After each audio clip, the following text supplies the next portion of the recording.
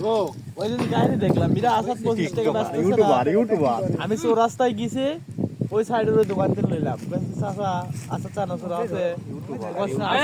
packet লাগবে বলছে যে আমার দোকান ছোট হতে পারে আমার কাছে কয় 100 প্যাকেট আছে তো বললাম কয় টাকা